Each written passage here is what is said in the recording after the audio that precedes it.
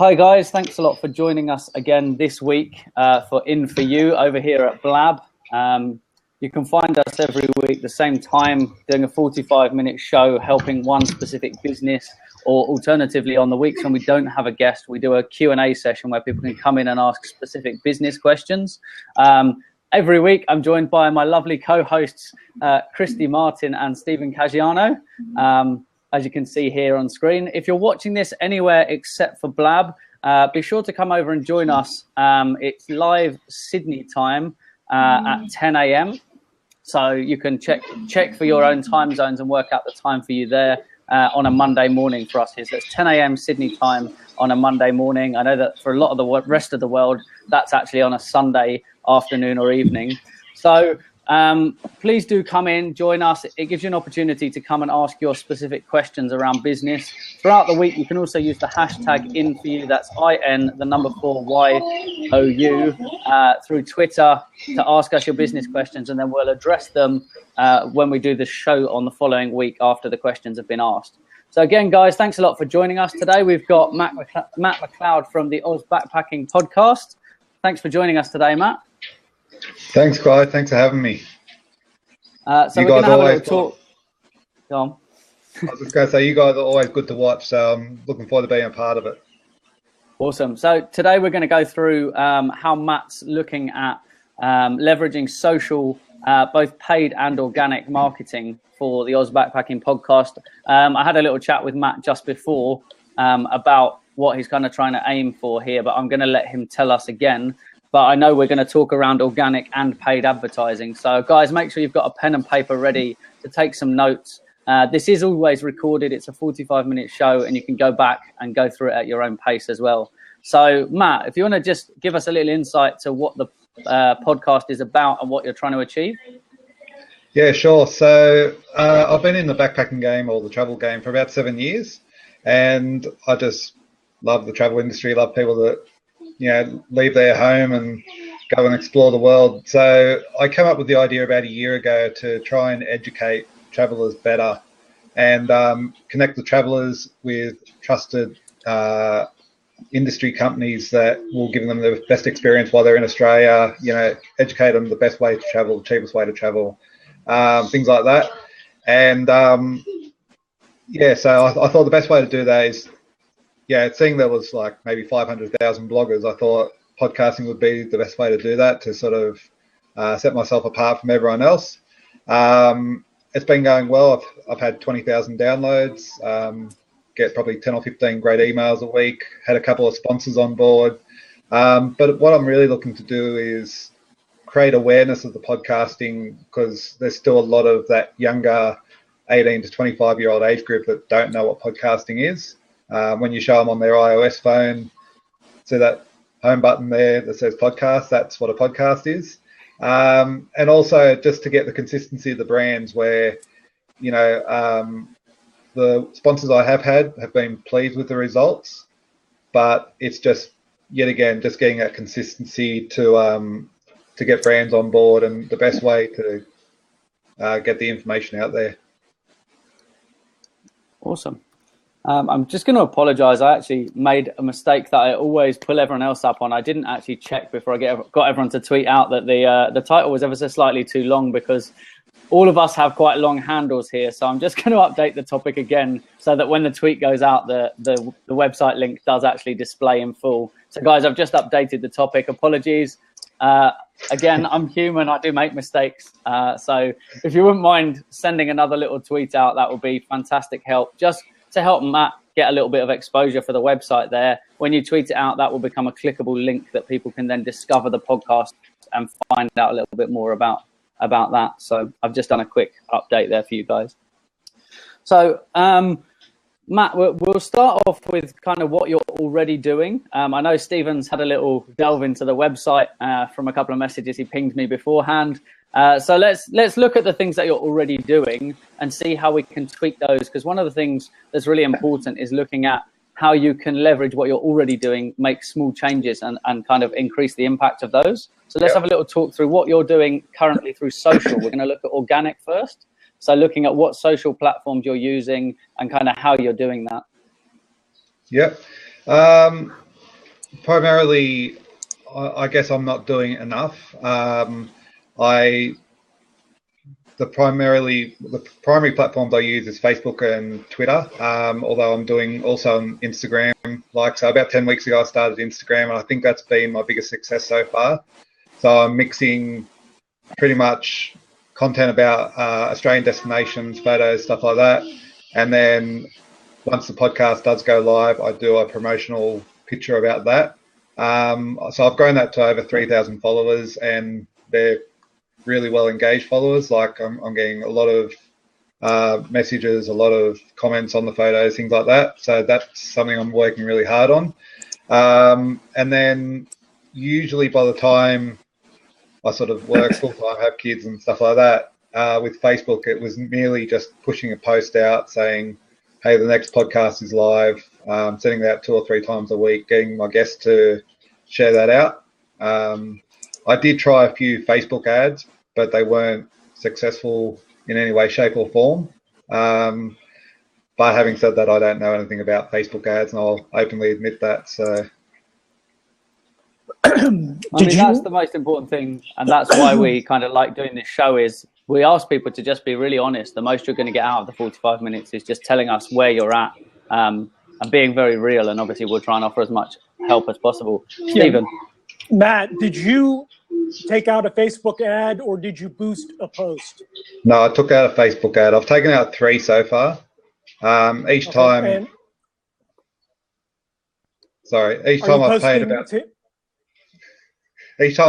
$10, and I've narrowed it down to sort of target people in like Germany, the UK, my main target groups, in the 18 to 25-year-old age group that were interested in travel and backpacking and Australia.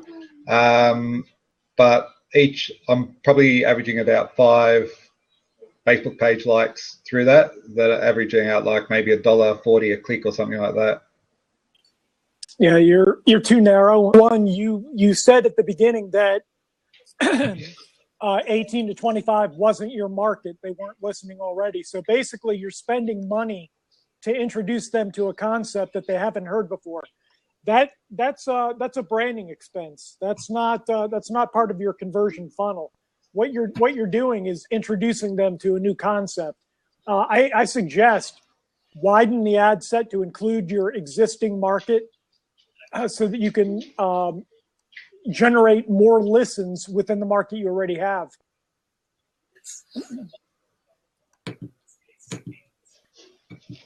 Yeah, that kind of makes sense. When I look at the downloads, it is a little bit difficult to get a sense on what the age group is, although my Google Analytics would suggest that most of my listeners are in that age group, with some being in the 25 to 30 age bracket. But so that's why I sort of did the Facebook ads in that sense. It's like the people that are finding me are in that age group, but it's actually finding them in the first place, if that makes sense. Sure. All right. I found the Facebook group. You have a page as well. Yeah. Okay. Australia Backpacking Podcast. Because on your website, when I clicked on the Facebook link, it took me to the group.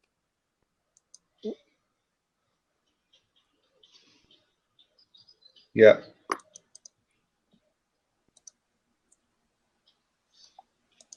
So Kevin's asking, am I sending them to a landing page? No, I'm not, Kevin. I'm sending them to my actual Facebook page.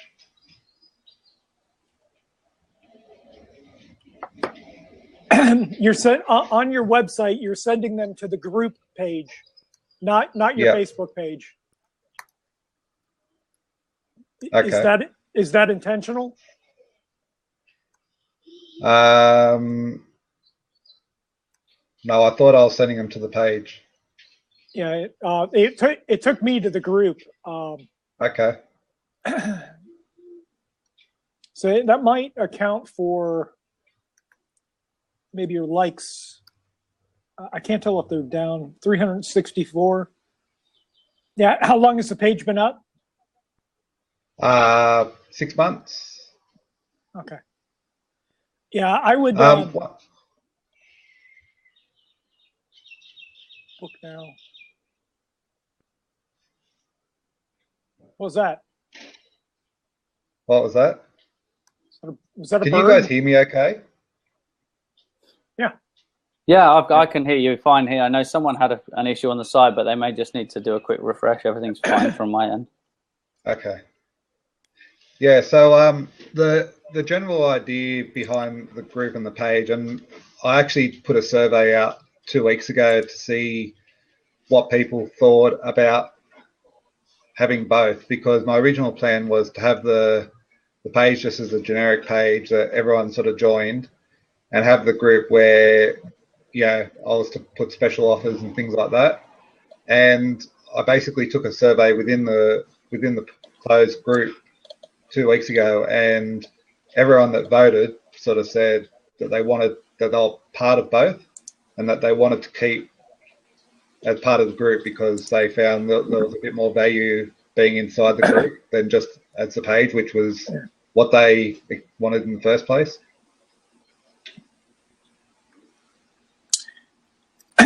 Okay, so you've got 146 members in your group, 360 something on your page, 364 on your page.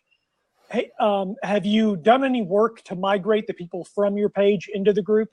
I've just put up a post maybe once every fortnight to say, guys, this group does exist if you want to jump on over.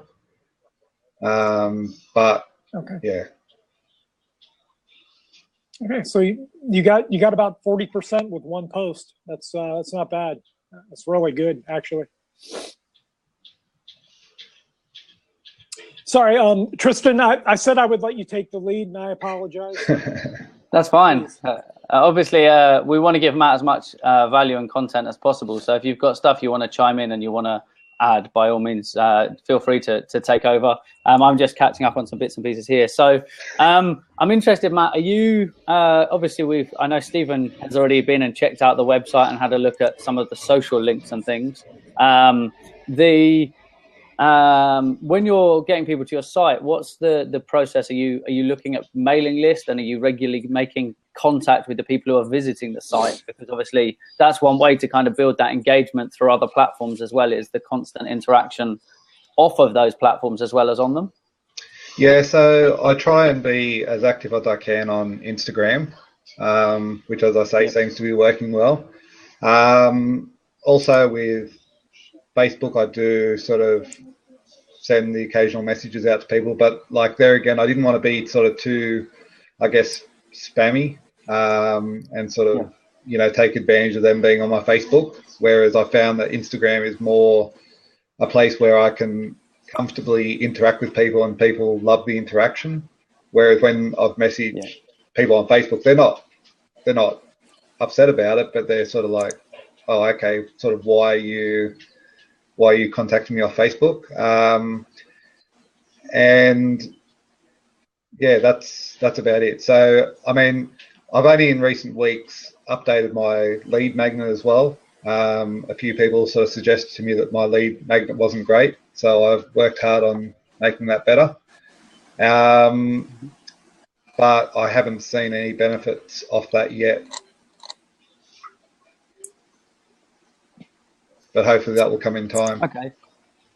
So the email, what do you do by way of email marketing? Is there any newsletter and things like that going out at the moment? Because obviously that's a good way to let people know about all the different socials that you've got going on.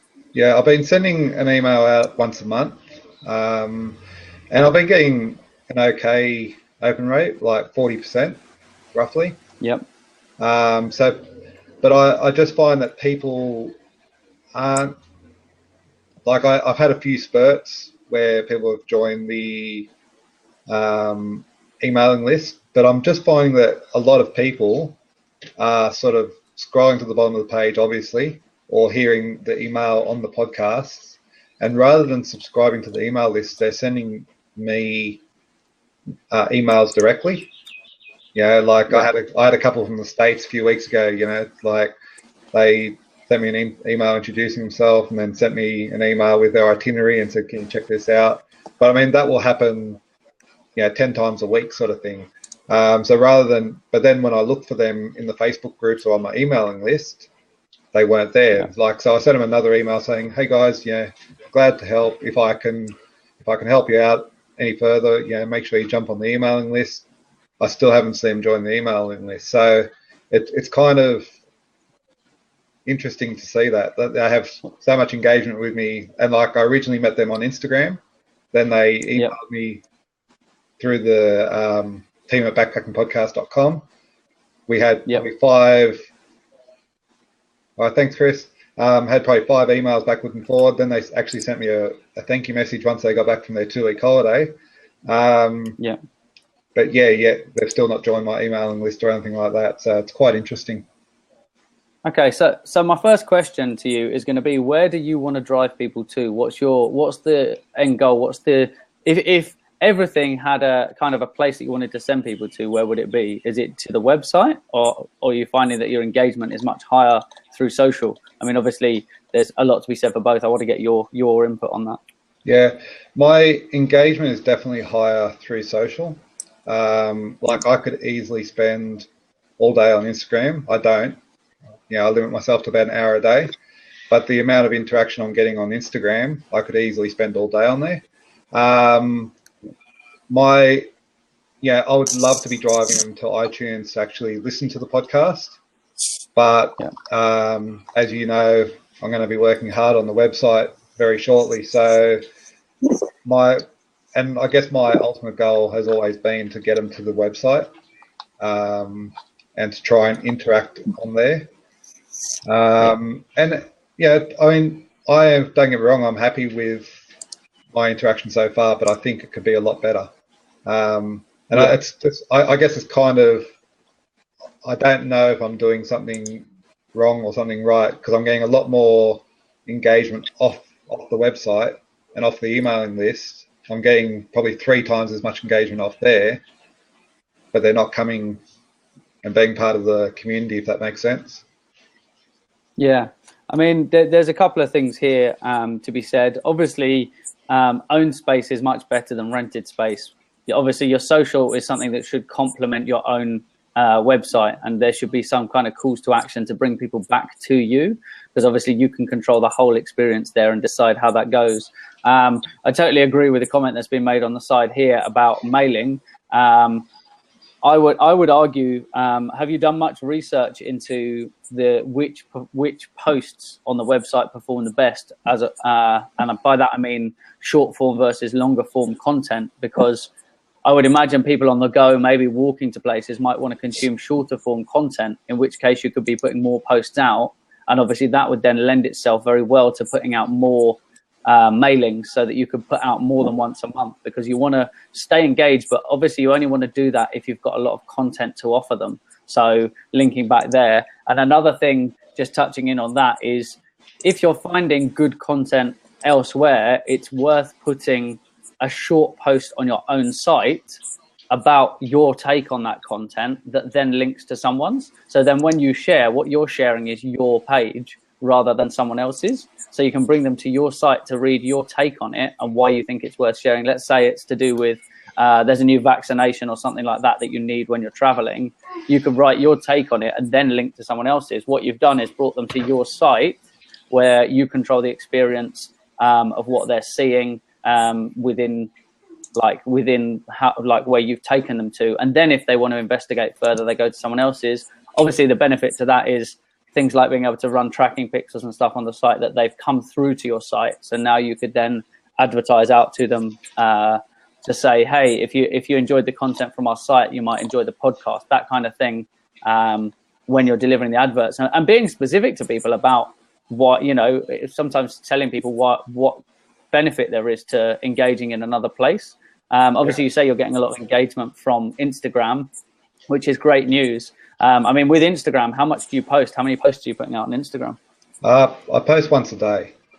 And I think the other thing, like, I totally agree with what you're saying. I think the thing I've struggled with is because I've been up to, well, actually, really up to this week, I've been working full time and got kids and everything else. It's by the time I do the podcast, edit the podcast, find the guests for the following week, do the social for that podcast. It's really difficult to, and even though I've got the knowledge up here and can talk about it, to actually get it into blog posts in a way that you're not going to get sued. Okay, so I'm going to challenge you on something here. You don't need to be able to write good content, as in physically write the content. You can use things like dictation software and things like that. So if you're more comfortable talking, people like reading. Like if you think about a really compelling story, it's about how it's told. If you listen to like a TED talk, it's how they say it. It's the way it's constructed. And that natural flow of how you talk, obviously you'll want to tidy up, if you and and things like that. But it's definitely worth looking at testing dictating. If you're someone who feels not as comfortable sat typing stuff and you think this takes a long time, you actually talk 4 to 5 times as fast. Unless you're me, then it's about 8 times as fast. As you type, and therefore you can get a lot of content out a lot quicker. So saying again, those short form things, imagine you were reading a blog post, you could then sit down, dictate a short paragraph around your thoughts on it, and it goes straight into your blog. So if you're using, this is copy and paste stuff. Again, you can either do it. I know that Google Docs has a talk to type option. And then there's other dictation software you can use. You can even literally, if you've got I know on iOS, and Google will probably have a similar thing, open a note document and talk to your phone. It will type it, and then you can just log to WordPress, copy, paste, and tidy it up. So the time spent creating that content is a lot less. So that's something definitely worth looking at. Yeah. Good suggestion. So with the Instagram side of things, I'm going to challenge you. Why do you only put out 1 post a day on Instagram? Is it a time element? It's finding content element. So I basically looked at how much content I had. Because I've only, depends on who you talk to as to whether people think that you should repost other people's work or not. This week, I've basically experimented with doing that. But I was always sort of a big advocate of doing your own content, because there's that many people out there showing other people's, and I wasn't. So I thought I don't have endless amount of content. So I thought once a day, I basically tested what time of the day was best to post out, and I've sort of discovered that 5 p.m. Sydney time is the best time to post out, and that's when I do it, and that's when I get the most engagement. I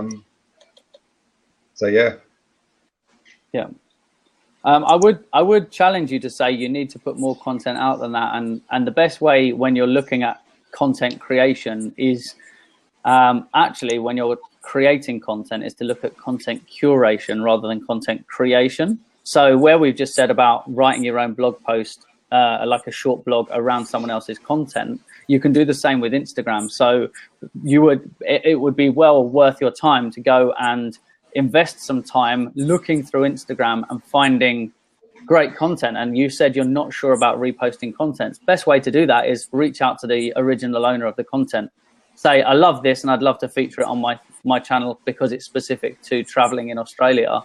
Most people will love it. Like, you obviously make it clear you're going to link back to them and keep their original comment in there. And then you can say some great content by, Stephen, who was traveling down the Great Ocean Road, and then their comments. So that gives you the facility to put loads of content out. And if your content's really engaging, because it's varied and it's from a number of different contributors, like what you would do is you would invest your time wisely in looking for that content and reaching out to those people. If you reach out to 100 people, you could sit down and do that fairly quickly. Obviously, you don't want to just bulk, copy and paste, but something that's relevant. Love this. We're doing a podcast around, traveling in a certain area of Australia, and this image complements that. Would you mind if we reshared it? So you could invest, an hour a week doing that and posting out to a lot of people. And then obviously that would take time when you first start doing it, but then you'll get this backed up queue of all these links that you can then go and use a program like Repost or something like that, where it even credits the person on the side of the image. So it will put their username up on the side.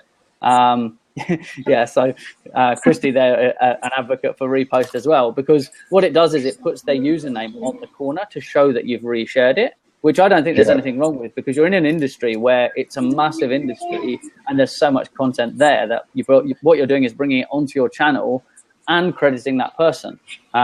So I think that's a really good investment of your time. Yeah, I will tell you, one of our national brands that we have, they actually take customer photos that we catch on Instagram and we solely repurpose it in that way.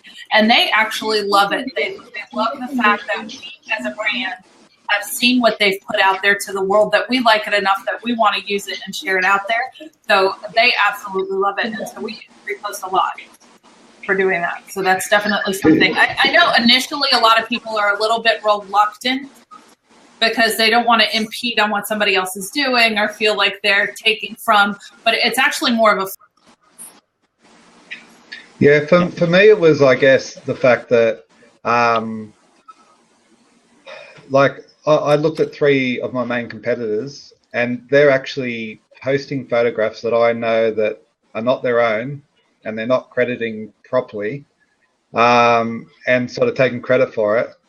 And it's like a lot of comments that I did get when I was posting my own content was, you know, oh, it's good to see people taking the time to go do their own content. It's great to see original stuff, you know, things like that.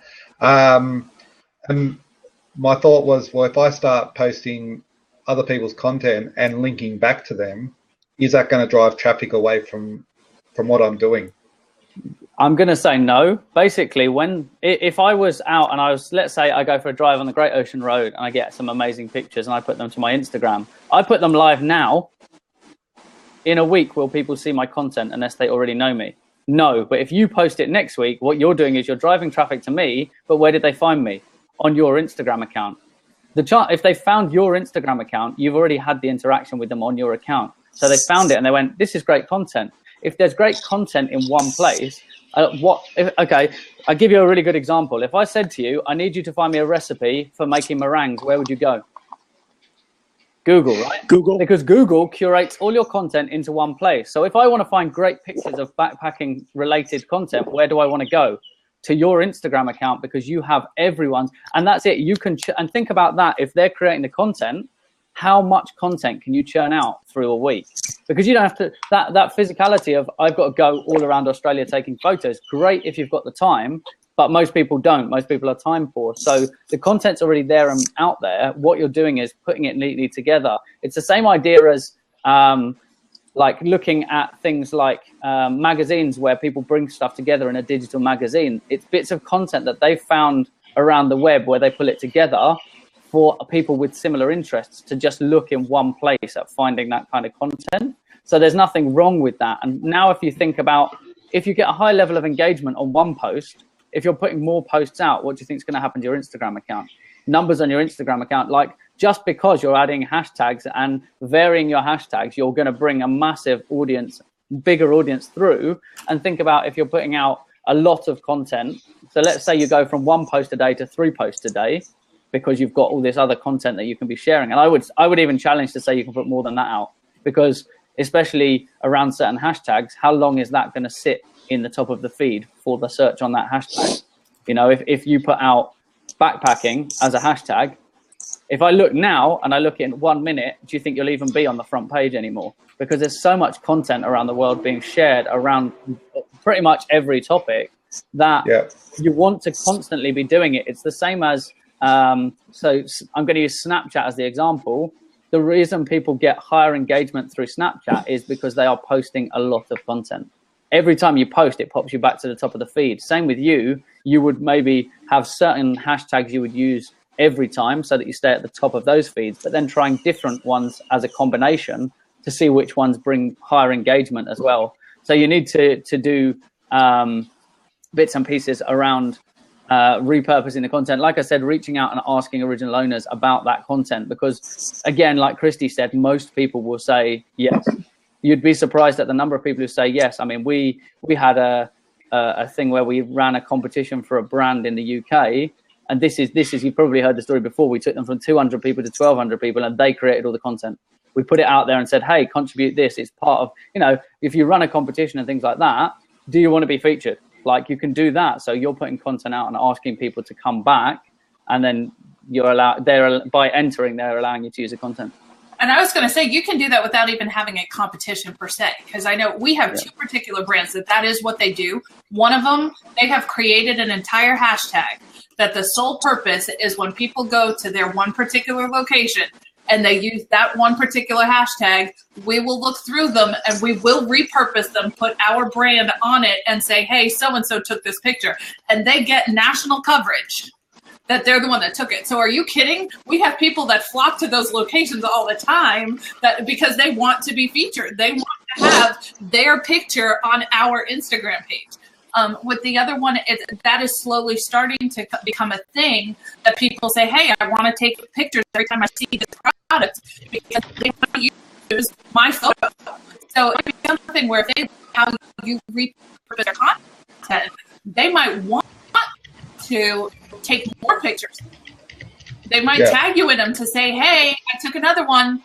Can you use it? Yeah. Well, that type of thing. And let your community actually create the content for you and get them engaged, and that'll make them want to talk about it.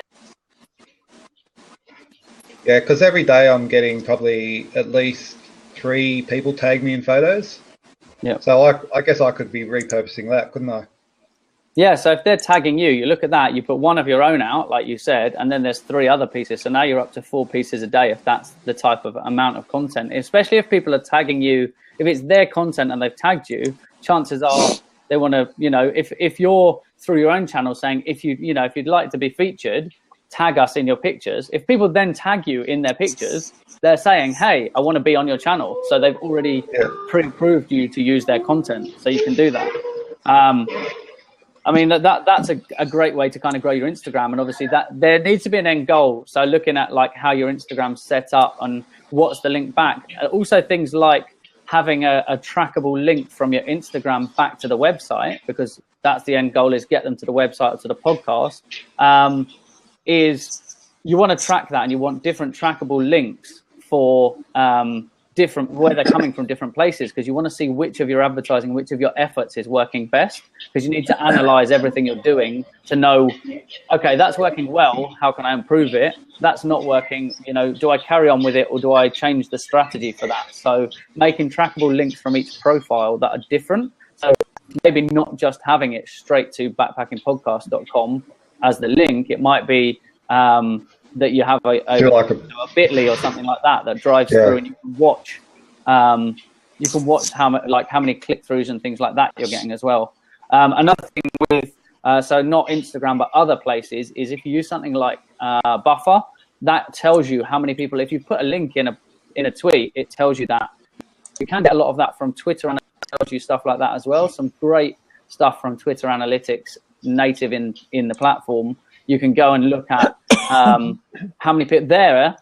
You could use something like Buffer where it gives you a second kind of analytics side to it, and Twitter analytics will also pick up, did people click that link? But Buffer itself will be tracking all of the links you put out as well. So you can see, like, you can do it multiple ways, but you might want, for branding purposes, with Twitter where it's got its own analytics, to run it, look at their analytics rather than off on somewhere else, because it's, from a branding point of view, you might want to have the Buffer, not the short links. You might want to have your own links there. So definitely worth considering that for there. We're talking a lot on the organic side, but I'm keen for Stephen to give you some tips. I know that obviously Instagram's got a paid advertising platform that sits kind of in a similar sphere to the Facebook, and that's Stephen's bag up there. So I'm going to let him talk just quickly around kind of how to leverage that and what things you need to put in place. He noticed and pinged me a message to say it's good to see that he's already got a tracking pixel on the website. So that's kind of the first step for catching people who are coming through already. So Stephen, do you want to give him some feedback on that? Sure. So when you create a Facebook ad and you create your targeting ad set, the option to serve those ads to Instagram is right there. Okay. So the next time you create a Facebook ad, you can just click one button and it also serves those ads on Instagram. Same targeting, same ad set, same copy. Okay, I didn't know that. Yeah. Is that easy to find? Is that easy to find in there, or? Yeah, it should have rolled out to Australia already, but it's right within the ad set. You go into the ads manager, click create ad, you put in your demographics, etc. Put in your copy, and you should have at least 5 photos in every ad set. Okay. With different copy to the same destination link. I would encourage with that, be creative here. Give something away in exchange for your email capture. Like I don't know, free discount or discount package to Australian travelers. Yeah.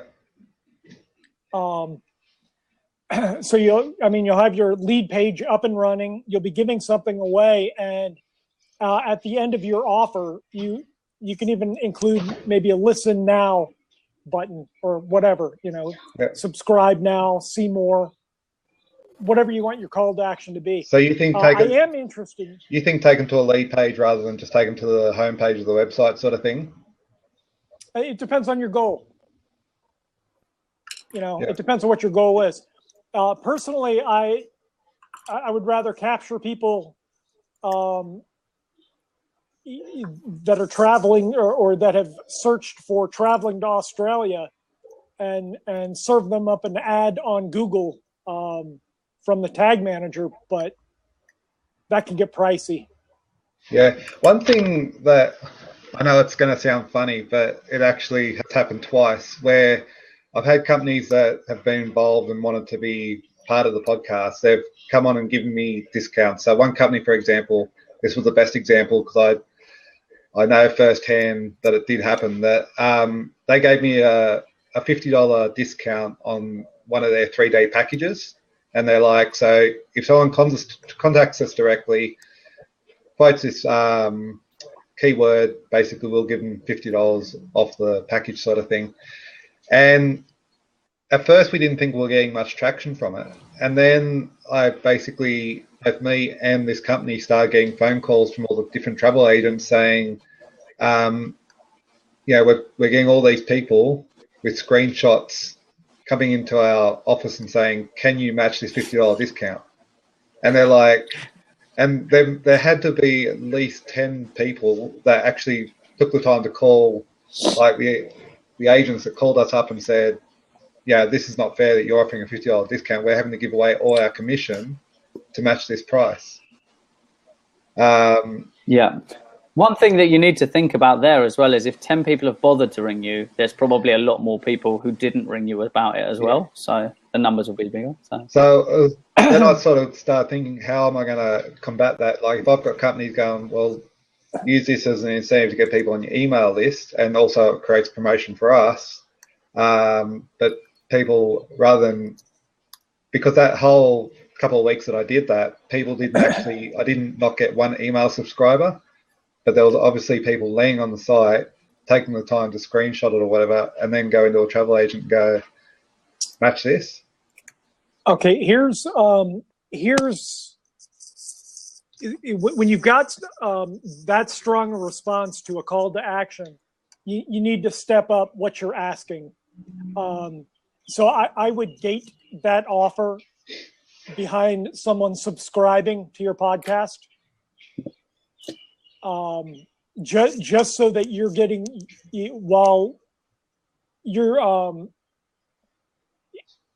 obviously hitting your target. You've got sponsors that are happy. Now you need to make it even more valuable to you. Do that by gating it behind a subscribe now button, so that even if the offer falls through, you've still got a subscriber, your numbers continue to grow. And then really all you have to do is keep targeting new travelers. Yeah. I don't know how tight the Australian travel community is, or the Australian backpacking community. I don't know who who the ideal candidate for your podcast is, that's coming to travel to Australia. My guess is if you're regional, you've got two people that are coming, and you can correct me on this if I'm wrong, but on a guess, you've got just people who are curious, people that want to hear the stories, people that want to see the visuals and just hear about what's going on around Australia. Then you have the others that are planning on traveling to Australia and want to prepare themselves. Yeah, that's what I'm thinking. And then I think looking at the statistics of actually who listens to the podcast, I think that I am definitely hitting the target market, because I've got some traction in the US, and I think that's probably the market that you're talking about. They're more coming from the curiosity side of things, although I do see that market growing. I've seen more US travelers this year than I have in the last 7 years. But the rest are from Europe and Asia and things like that, where they are big travelers, and they will come here for a year or a 2-year period from the time they finish school to the time they actually go and start a career or a family. So I think I am hitting that market. So I do like what you say about putting it somehow behind a subscribe or something like that. So they have to subscribe in order to get value, which Tristan's also helping with a lot now. So that'd be good. Yeah. I mean, they're talking about visual content. There's a lot to be said about that across a number of the different social platforms.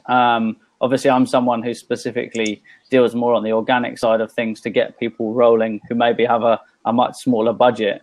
And that can be that you incentivize people giving content, that maybe you run a competition where they could get something for contributing. But it's the whole get a lot of content and only have to reward maybe the top 1 or 3 contributors. So you get lots of content. That's exactly kind of a similar structure to a campaign we ran in the UK for someone, where we asked people to do a lot of sharing through their own socials and to contribute content. And by doing that, what happened was there was this massive boom of content all around this brand. And then the cost for that was set as it was always going to be a set price, and it was only going to go out once a month at the end of the month, once you'd already had the impact of all those people doing that sharing and creating content. So things like, I mean, one of the things that people do around brands and stuff is I've seen people say, oh, I want to, we'd love to change our profile picture to something really cool, but we want it to be illustrated. We're looking for people to do drawings. Is what they're doing is they're all posting content and all of their friends are seeing them post it. If it's post it on our Facebook wall to enter, what happens is every time they post, if say Christy was to post it, it would be Christy has posted to the Backpacking Podcast wall, and I'd be like, oh, what's she posting? Because she's a friend of mine on Facebook. I would then go, why is she posting to there? I'll have a look. So it gives you the virality of those people's friends. So it gives you the leverage without it being glaringly obvious to say to people, go share our stuff. You're doing it the other way, where they're putting stuff to you and other people see your pages. So it's a really good way to bring people through that way as well. No, I've definitely got. I'm just going to give you guys. We've probably got about another 3 or 4 minutes before we wrap up. We started a little bit late today, so we're going to run just a couple of minutes over, just so that we can go through the last bits and pieces there. I want to make sure that you feel like you've got some real value, Matt, before you go. So, Stephen, any kind of killer tips on the paid advertising side? I mean, I've talked a lot on the organic and creating lots of content and how to bring people in. Obviously, maybe we could use paid to find those people that would create content. Might be a good way to go. People who are already out there doing traveling and things, maybe. Yeah, I wouldn't pay to find content creators. There are so many people in the travel blogging space that would gladly contribute their content to your site in exchange for just the exposure. Steph B Travel Break Life, I would imagine, would be one of them, and she's really plugged into the travel space. And I know that community, they guest blog post on each other's stuff all the time. They're one of the strongest travel communities I've seen.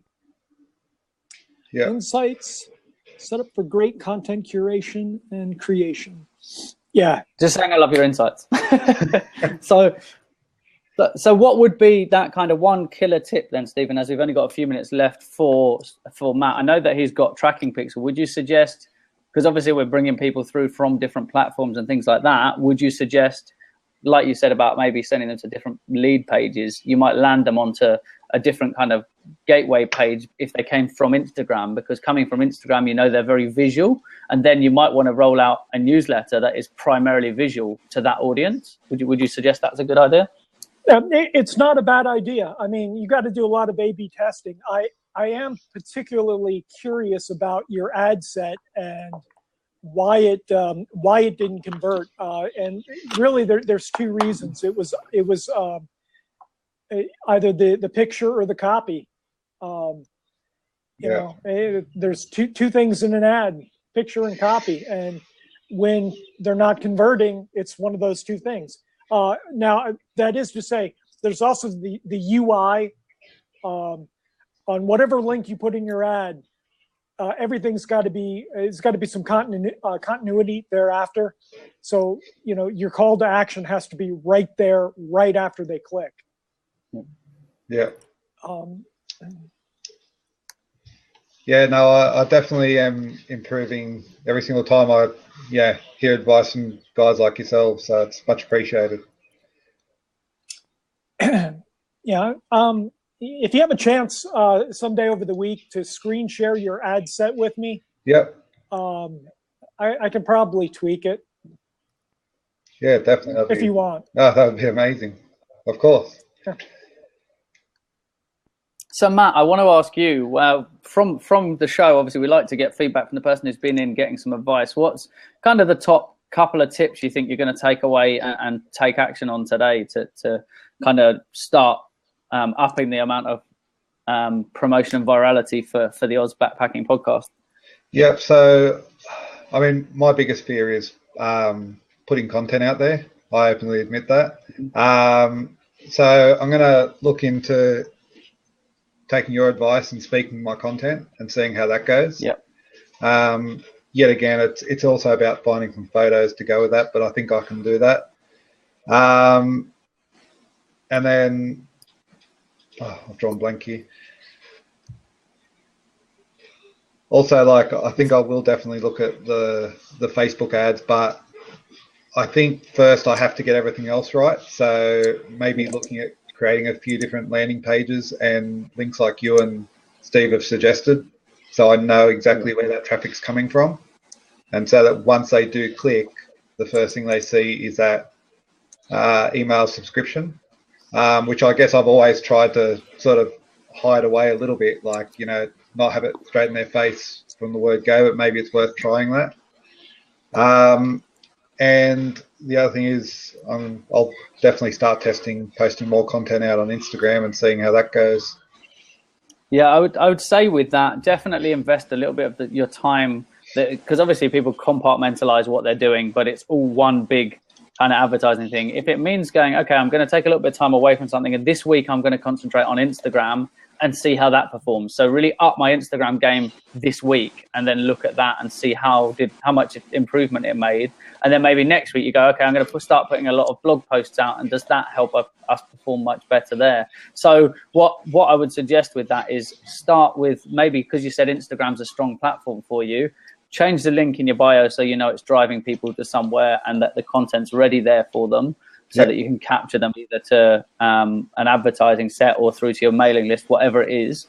And then start spending the time doing that, looking for people who are already creating content. Like Stephen said, there's a whole range of them out there, and go through, set up a set of hashtags that you will constantly search for. Every day you go online, maybe you go in and you'll search for Aussie traveler or, you know, backpacking. So there'll be different types of hashtags, and spend like an hour going through and looking at what posts are there. And just when you find a good piece of content, go to that person's profile and just see, because there'll be some people where they've had an amazing picture and the rest of their content is of their cat and things like that, where there's other people that the people you really want to reach out to, people are constantly doing those things. I mean, a great person to connect with that I kind of mentioned to you before might be someone like Dana Moore, where he's constantly traveling and putting out content and shooting YouTube videos and stuff like that, where if there's an opportunity for you to, I mean, people like that, you can reach out to them and say, look, I want to feature you on my Instagram account.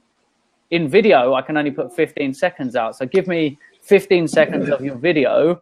And obviously you can suggest people going to look at their account, which obviously then leads back to whatever it is they're trying to promote as well. So there's a whole load of ways you can do that. So I'd say start with the Instagram side, because obviously you feel comfortable in that space. Yeah. Another thing with the dictation side is if you go into purchasing something like the Dragon Dictate software, it's obviously a more expensive option short term, but once you've bought it, you obviously own it.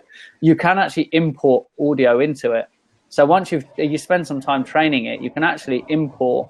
So it's worth with the podcast, if not in the podcast, if you're not already recapping in your own voice, because it gets to know the person's voice. And obviously in a podcast, you'll have more than one voice. You might want to listen back to your podcast and recap it into an audio file that you can just drop straight into the dictation software. So you can actually input an audio file into it and then leave it running, and it will basically listen to it and type it out for you.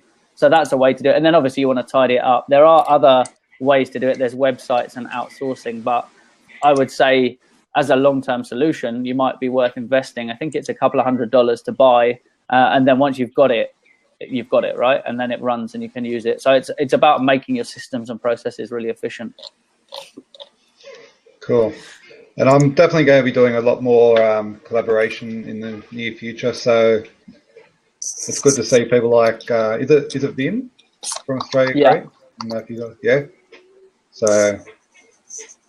Yeah. So guys, I'm going to wrap up there because we've gone a little bit over time today, but fairly close again. We're getting better with the time management on the show. So thank you, Christy, for pinging me over some reminders of how long we had left. Thanks a lot, Matt, for jumping in and openly discussing your brand and being, brutally honest with yourself as well as us about where you can improve and identifying the weaknesses so that you can improve on those and you can learn. Christy, as always, awesome managing comments and time and keeping us on track for the show. Stephen, always knowledgeable, bringing lots of value to the show. Really appreciate you helping us help Matt today. So guys, if you're not already, definitely go over and check out Matt's website. It's backpackingpodcast.com. If you jump over there, have a listen to it. And also you guys can give him feedback as well, because it's a community thing. Go in and listen, even if you don't have time to listen to all of them, listen to an episode and give Matt some feedback. You can contact him through Twitter at OzBackpacking. So you can give him the feedback. Obviously from Matt, that's how he's going to learn and how he's going to improve. So it's not just from sessions like this, it's about the community helping him as well. So once again, guys, this, go on, Matt. I was just going to say, I love negative feedback because it helps me get better. So, and all my handles are Oz Backpacking. Yeah, so connect with him on whichever is your favorite platform. Make sure you check out his Instagram account as well, and hold him accountable for upping those numbers as well, guys. So again, thanks a lot for joining us at In4You. If you want to contact us or if you want to be a guest on the show, do use the hashtag In4You. That's IN4YOU over on Twitter. And just reach out to us and ask us your business questions during the week. And we'll catch you on Blab at the same time again next week.